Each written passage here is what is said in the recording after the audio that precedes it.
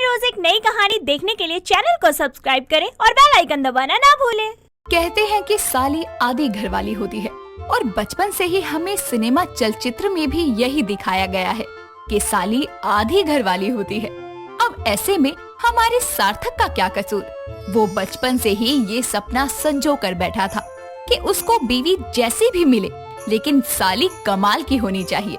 फिर क्या था, ऐसे ही एक दिन वो यही दुआ मांगने मंदिर जाता है और भगवान के आगे हाथ जोड़कर कहता है, हे भगवान, कोई मंत्र पढ़ना तो नहीं आता मुझे, पर बस मैं ये चाहता हूँ कि तू कोई ऐसा मंत्र पढ़ दे जिससे मुझे अप्सराओं से भी सुंदर साली मिल जाए। वो क्या है ना कि बीवी सुंदर हुई तो उसके खर्चे कौन उठाएगा, और तुम तो जानते हो ना कि मैं ठहरा कंजूस।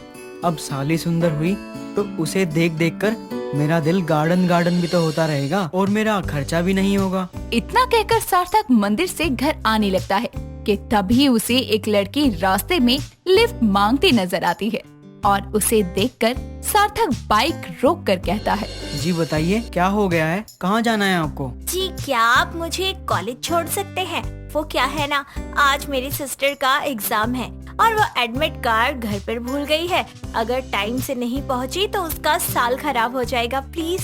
कोई बात नहीं, मैं आपको छोड़ देता हूँ, आइए बैठ जाइए। वाओ, आप सच में बहुत अच्छे हैं। Thank you so much. अगर आप हाँ नहीं कहते तो मेरी बहन का साल बर्बाद हो जाता। वैसे मैं आपका नाम जान सकती हूँ? जी मेरा नाम सार्थक है, लेकिन अगर आप नाम और जान पहचान में लगी रही तो आपकी बहन का पेपर रह जाएगा। बैठ जाइए। जी ओके। इतना कहकर नैना सार्थक के साथ बाइक पर बैठ जाती है, लेकिन नैना का रंग सांवला था तो सार्थक उसमें कोई रुचि नहीं लेता। पर नैना को सार्थक का व्यवहार बहुत भा जाता है और वो अपने मन में कहती है, उफ, कितना कमाल का लड़का है, हेल्पफुल भी है। काश ऐसा कोई लड़का मेरी जिंदगी में हमेशा के लिए आ जाए, बस फिर तो बल्ले बल्ले है। कहाँ खो गई मैडम? देखिए आपका कॉलेज आ गया, अब उतर जाइए। नैना सार्थक की बाइक से उतर जाती है और तभी सामने से सुनैना मुस्कुराती हुई आती है और उसे देखकर सार्थक के दिल, सांसें, आंखें सब थम जाती है और वो उसे देखकर मन में कहता है, भगवान, इतनी जल्दी तो खाना भी डिलीवर नहीं होता जितनी जल्दी तूने लड़की डिलीवर कर दी। तभी वहाँ सुनैना आकर नैना से कहती है, थैंक्स दीदी, आप टाइम से आ गई। अगर आप नहीं आती तो मेरा एग्जाम रह जाता। थैंक्स मुझे नहीं, इनको बोलो। इन्होंने मुझे लिफ्ट देकर मेरी हेल्प की, तभी तो मैं यहाँ आ पाई। सुनैना और नैना दोनों सार्थक को थैंक्स बोलते हैं और सार्थक अपनी बाइक लेकर निकल जाता है और घर आकर अपने कमरे में बैठकर सोचता है, वाओ यार, फाइनली मुझे एक ऐसी लड़की मिल गई जिससे मेरी शादी हुई तो मुझे सुंदर साली मिलेगी। अब बस मुझे किसी तरह उनके घर का पता करना है और फिर मैं माँ को लेकर उनके घर रिश्ते की बात करने पहुँच जाऊंगा। सार्थक ये बोल ही रहा था कि उसकी माँ आयुषी हाथों में कुछ लड़कियों की तस्वीर लेकर वहाँ आती है और कहती है, क्या हुआ, किसका रिश्ता लेने के लिए जाएगा अपनी माँ के साथ? अरे माँ, आप यहाँ? आपको कितनी बार बोला है कि मेरी बातें छुपकर मत सुना करो, मुझे अच्छा नहीं लगता। अच्छा बाबा सॉरी, ये तस्वीरें देख और बता इनमें से कौन सी लड़की पसंद है। ये तो सुनैना है, यानी मेरी फ्यूचर साली। मुझे इसी की बहन से तो शादी करनी है। लगता है भगवान आज मुझसे ज्यादा ही खुश हैं, खुद ही लड़की भेज दी। जिसके बाद सार्थक अपनी माँ से जिद करके सुनैना की बहन नैना से शादी करने की बात करता है और उसकी माँ भी अपने बेटे की जिद के आगे मान जाती है। जिसके बाद रिश्ता पक्का होने के बाद उन दोनों की शादी हो जाती है।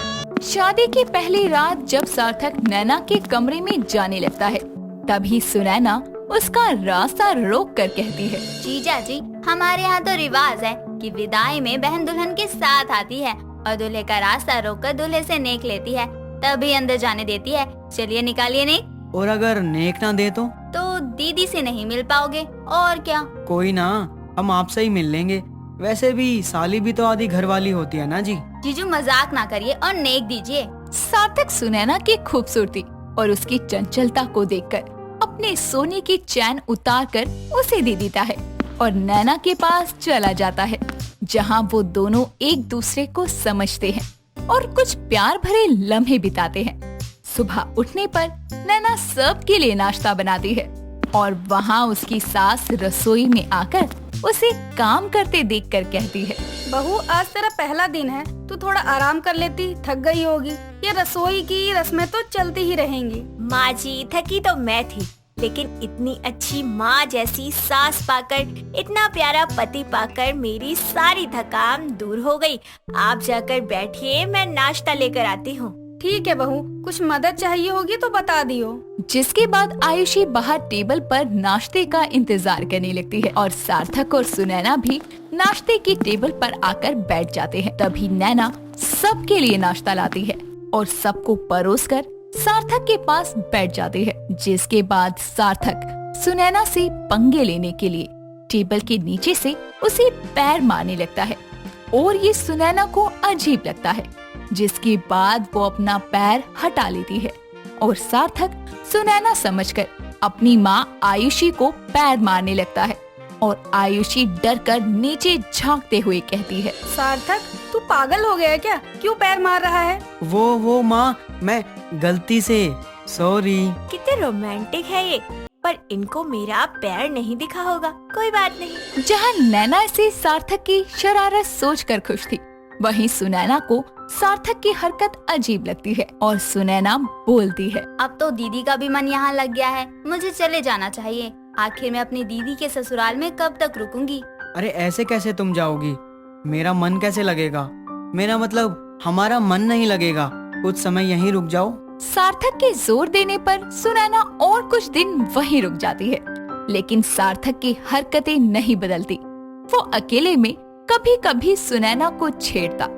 दिन बीतते जाते हैं और एक दिन सुनैना ये सब बातें सार्थक की माँ आयुषी को जाकर बता देती है और आयुषी को ये समझते देर नहीं लगती कि उसके बेटे के इरादे नेक नहीं है। जिसके बाद वो सुनैना से कहती है। बेटा, तूने अच्छा किया जो ये सब मुझे बता दिया। तू फिक्र मत कर, मैं मेरे बेटे को तेरी बहन और अपनी बहू का घर किसी भी हालत में खराब नहीं करने दूंगी। हाँ, मुझे आपकी मदद चाहिए, कोई रास्ता निकालिए। दिन बीतते हैं और सुनैना वही उन्हीं के साथ रहती है और राखी का महीना आता है और सुनैना एक सुबह सार्थक और नैना के कमरे में आयुषी के साथ जाकर कहती है। अरे जीजू, अब तैयार भी हो गए। आपको पता है ना, आज आपको मुझे घर छोड़कर आना है। याद है, तभी तो तैयार हो रहा हूँ। मैं तो कहता ही हूँ कि कुछ दिन यहीं रुक जाओ।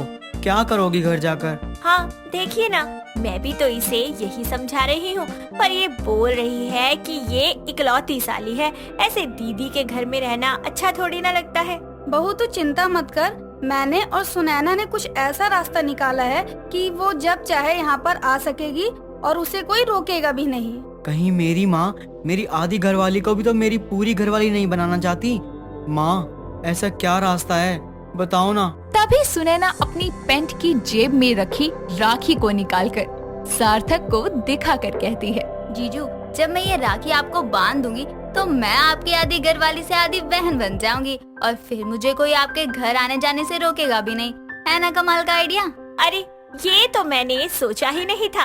ये तो बड़े कमाल का आइडिया है। इससे मेरी बहन जब मर्जी मेरे पास रहने के लिए आ सकती है। नहीं नहीं, मैं अपनी साली से थोड़ी राखी बंधवाऊंगा। सार्थक के लाख मना करने पर भी आयुषी और नैना उसे पकड़ लेती हैं और सुनैना सार्थक को राखी बांध देती है। जिसके बाद सार्थक की आधी घरवाली यानी उसकी साली अब उसकी आधी बहन बन जाती है और फिर उसे पूरी जिंदगी अपनी घरवाली से ही काम चलाना पड़ता है। शिवानी हाथ में पर्स लिए अपनी दोस्त लाली के साथ रास्ते से बड़े ताव से गुजर रही थी कि तभी एक रोड साइड रोमियो उसे बोलता है। हाय, चिकनी के साथ चमेली जा रही है। हाय हाय, मेरे दिल का चैन चुरा लिया। क्या बोला? क्या बोला तू? कौन चिकनी चमेली? तू चिकनी, तेरी फ्रेंड चमेली। अबे हलकट, मैं तेरे को पूछ नहीं रही, तेरे को झाड़ रही है। दिमाग में बिठा ले ये बात अपने। हाय, ये गरम मिजाज, ये रूखापन, इससे तो मैं तुम्हारे और करीब आऊंगा। तू मेरे करीब आएगा साले, अभी बताती हूँ तुझे। शिवानी, रहने देना, ऐसों के मुंह लगने लग गए तो हमारा सारा टाइम यही वेस्ट हो जाना है। ओह, तो मैडम का नाम शिवानी है। तुम्हें देखकर एक गाना याद आया है। ए शिवानी, तू लगती है नानी। क्या बोला तूने मुझे? नानी? तू नानी, तेरी माँ नानी, तेरे दादी नानी, तेरी बुआ नानी। अरे मैं आपको नानी नहीं रानी बोलना चाहता था। शिवानी, तूने पीट तो दिया, अब छोड़ दे उसको। नहीं लाली, उसने तेरे मेरे बारे में फालतू कैसे बोला? इसकी इतनी हिम्मत कैसे हो गई? इसकी तो अरे नहीं मैडम नहीं, प्लीज अब हमें ना मारो, हम थोड़ा सा मजाक कर रहे थे बस। अरे गलती हो गई, मेरे मुंह से निकल गई। शिवानी उसे पटक कर अपनी फ्रेंड लाली के साथ शॉपिंग पर चली जाती है। वहाँ शॉपिंग करते वक्त उसे सेल में से एक टॉप पसंद आता है, लेकिन कोई दूसरी लड़की उस टॉप को उठा लेती है। तभी शिवानी भी उस टॉप को छीनने लगती है। दोनों अब उस टॉप को एक एक सिरे से पकड़कर खींचते हुए बोलते हैं, ये टॉप पहले मैंने देखा था, छोड़ इसे। लेकिन उठाया मैंने है। उठाने से क्या होता है? देखा तो पहले मैंने था ना। मुझे पसंद है ये टॉप और अब इसे मैं ही लूंगी। तो बस मैंने भी कह दिया, मुझे पसंद आया है तो मैं ही लूंगी, छोड़ो तुम इसे। नहीं, ये मेरा है। नहीं, ये मेरा है। मैंने कहा ना मैं लूंगी इस टॉप को। बोला ना, मेरा है मेरा है मेरा है, तो बस मेरा है। ये बोलकर दोनों टॉप छीनने लगते हैं, जिससे वो टॉप फटकर दो हिस्सों में बट जाता है और दोनों पीछे पीछे जोर से गिर पड़ते हैं।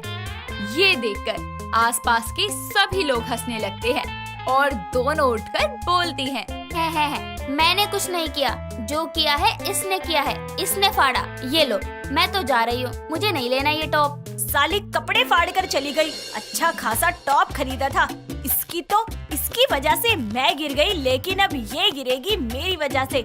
लाली, मैं इसके पीछे जा रही हूँ, तुम आओगी? शिवानी, इतना गर्म मिजाज क्यों है तेरा? छोटी छोटी बातों पर गुस्सा हो जाती है। ये कोई छोटी बात नहीं है, मैं उसे छोड़ूंगी नहीं। मैं खुद ही जा रही हूँ, तुम मेरे लिए कोई दूसरा टॉप सेलेक्ट कर। ओके, जल्दी आना। शिवानी उस लड़की के पीछे जाती है, जहाँ वो मेकअप की शॉप पर लिपस्टिक लगाकर चेक कर रही होती है। तभी शिवानी उसे पीछे से धक्का देकर चली जाती है और वो लिपस्टिक उस लड़की के होठों की जगह गालों और नाक पर लग जाती है और वो लड़की गिर पड़ती है। उसकी कार्टून जैसी शक्ल देखकर आसपास के सारे लोग और शिवानी भी हंसने लगती है और वो अपने मन में बोलती है, अब आया ना मजा। बड़ी आई थी मुझसे पंगा लेने वाली। शिवानी के आगे आज तक कोई नहीं जीता है, मेरे गरम मिजाज से कोई नहीं बचा है। शॉपिंग करने के बाद शिवानी का मूड खराब हो जाता है और उसके मूड को अच्छा करने के लिए लाली बोलती है, अरे यार, क्यों खाली पीली अब गुस्सा कर रही है? चल आजा, तेरा मूड ठीक करूँ, तू खुश हो जाएगी। कहाँ ले जा रही है पहले बता तो सही। सरप्राइज है, तुझे वहाँ जाकर खुद पता चल जाएगा। Excuse me, taxi. लाली के टैक्सी रोकने से टैक्सी रुकती है और फिर दोनों उसमें बैठ जाती हैं। जिसके कुछ देर बाद लाली शिवानी को एक क्लब में ले जाती है। वहाँ शिवानी बोलती है, अरे लाली, ये तो क्लब है, यहाँ क्यों लाई है? ताकि तेरा गर्म मिजाज यहाँ की कोल्ड ड्रिंक पीकर कोल्ड हो जाए और तू डांस करे तो तेरा मूड भी फ्रेश हो जाए। ओ मेरी प्यारी लाली, एक तू ही है जो हमेशा मेरे बारे में सोचती है। चिंता मत कर, तुझे तेरा जल्दी ही कोई मिस्टर राइट मिल जाएगा। बस तू गुस्सा कम करा कर, कहीं तेरे गुस्से की वजह से पसंद ही ना करे। शिवानी का असली मिस्टर राइट वही हो सकता है जो उसके गरम मिजाज को समझे भी और सहे भी। ये भी खैर बाद की बात है, तू डांस करने चल पहले। ये बोलकर दोनों डांस फ्लोर पर जाकर बहुत नाचने लगती हैं। नाचते नाचते एक हितेश नाम का लड़का शिवानी के पैर पर पैर रख देता है, जिस वजह से उसके पैर की उंगली में बहुत तेज की दर्द होता है। तभी वो जोर से चिल्लाती है, आउच! मेरा पैर पिचका दिया, इसको तो मैं छोड़ूंगी नहीं। ओह, आई एम सॉरी, गलती से मैं आपके ऊपर चढ़ गया, मेरा मतलब पैर पर चढ़ गया, जानबूझकर नहीं किया, प्लीज सॉरी। तूने मेरा पैर तोड़ दिया, अब क्या सॉरी सॉरी बोल रहा है? तेरे सॉरी बोलने से मेरा पैर ठीक हो जाएगा। देखिए, अचानक से हो गया, मुझे भी नहीं पता था, और इतना गर्म मत होइए, मैं भी जानता हूँ कि सॉरी से ठीक नहीं होगा, इसीलिए मैं आपके पैर पर दवाई लगा देता हूँ, प्लीज मना मत कीजिए, चलिए मेरे साथ। लाली, मैं अभी आती हूँ, तो यही रही हो, चलिए। हितेश शिवानी को बाहर अपनी कार की तरफ ले जाता है, जहाँ उसे चला नहीं जाता। तो वो उसे अपनी बाहों में उठाकर कार में बिठाता है और उसके पैर पर अपने हाथ से दवाई लगाता है, जहाँ उसके दवाई लगाने से स्किन थोड़ी जलती है और वो बोलती है, जल रहा है बहुत। थोड़ा तो जलता ही है, मैं फूंक मार देता हूँ, थोड़ा अच्छा लगेगा। हितेश इतना बोलकर उसको फूंक मारता है। शिवानी को उसका ये केयर नेचर देखकर उससे प्यार हो जाता है। अपनी आंखों से वो उसे निहारती ही रहती है और बोलती है, थैंक्स। वैसे तुम्हारा नाम क्या है? मेरा नाम हितेश है, और तुम्हारा?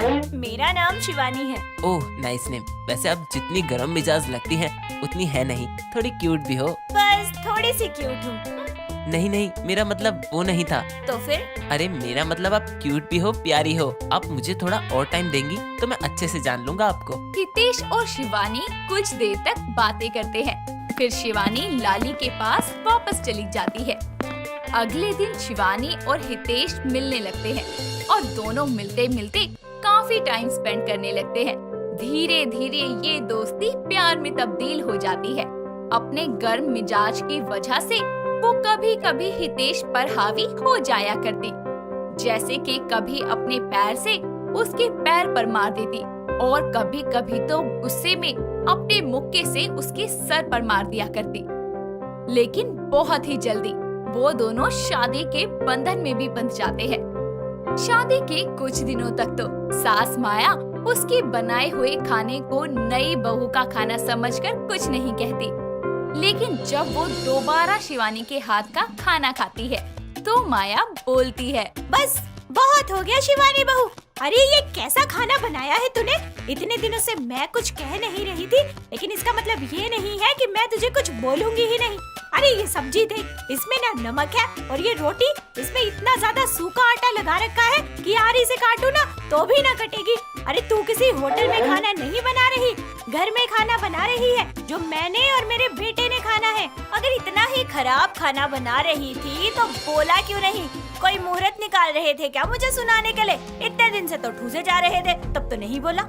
शिवानी ये क्या तमीज हुई भला? माँ से तुम्हें ऐसे बात नहीं करनी चाहिए थी। अब ये मत भूलो कि तुम्हारी शादी हो चुकी है। मैं सुन लूंगा, लेकिन मेरी माँ को कोई सुनाए मुझे ये बर्दाश्त नहीं है। देख ले बेटा, क्या दिन आ गए हैं। अब मैं नई नवेली बहू से बातें सुनूं? अरे ऐसी बहुएं कौन होती हैं बता, जिनका इतना गरम मिजाज होता है? हितेश, इसमें मैंने गलत क्या कहा? अगर ये मुझे पहले ही टोक देती तो इस बार मैं अच्छा खाना बनाकर लाती ना, लेकिन नहीं, इन्होंने तो मुझे कुछ कहा ही नहीं। तो भला इसमें मेरी क्या गलती है? बस बहुत हो गया, माफी मांगो माँ से अभी के अभी। पर हितेश, मैंने बोला ना शिवानी, माफी मांगो। ठीक है, सॉरी माँ जी। शिवानी मुंह बनाकर वहाँ से अपने कमरे में चली जाती है।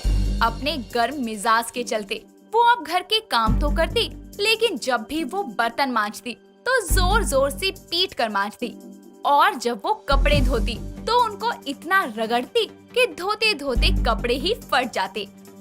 तो कभी इसी के साथ वो खाना ही जला दिया करती। अब उसे इतना गुस्सा बेवजह ही आने लगा था और इसी के साथ वो चिड़चिड़ी भी हो गई थी।